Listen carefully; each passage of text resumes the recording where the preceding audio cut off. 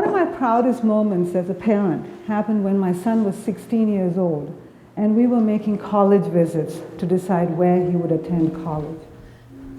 On our final trip back, on the airplane ride, he was busily writing something on those little sheets of paper that college hotels give you.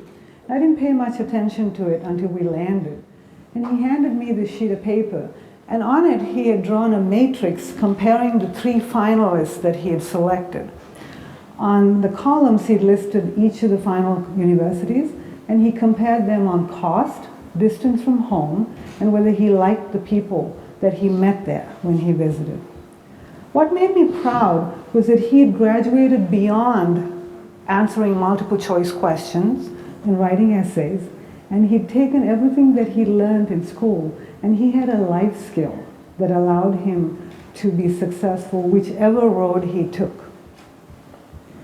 This mechanism that he used is a powerful way to organize memory, and it is one of the foundational tools of comprehension. Unfortunately, for many children and even some adults, comprehension is a very difficult and elusive skill to achieve.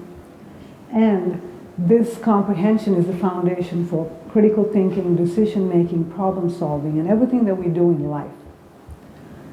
Imagine if you take your 5th grader and they're learning about science and human body systems.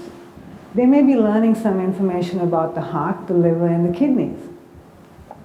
Typically, most children will take the information and the description about each of the organs and memorize most of that information. That is a very inefficient and ineffective way to learn science or about the human body systems. The same mechanism that my son used to compare the 3 universities is actually much, much more powerful to build a strong prior knowledge. So imagine if you can take the 3 organs, compare them on their function, their features, and their location, and you can add additional items if you like. And that provides a hierarchical, well-organized memory structure that is well associated as well. So comparison is a powerful mechanism for the brain and reorganizing the brain. The same technique can be used by you as an adult when you have to make decisions about which insurance plan you're going to choose or which cell phone you're going to choose when you're going to purchase one. So comparison is one powerful organizing tool.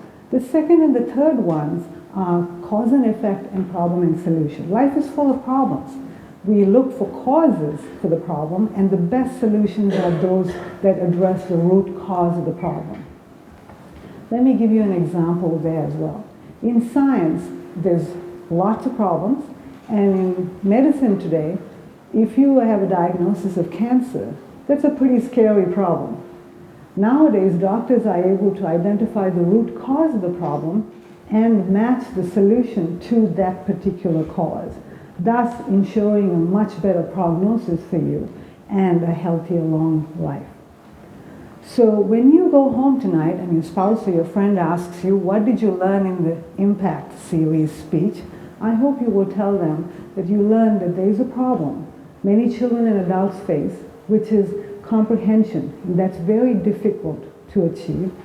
And the cause for that comprehension problem is a lack of logical, hierarchical memory structures, which can be achieved with the solution of connecting comparisons, problems and solutions, and causes and effects together to form your hierarchical memory.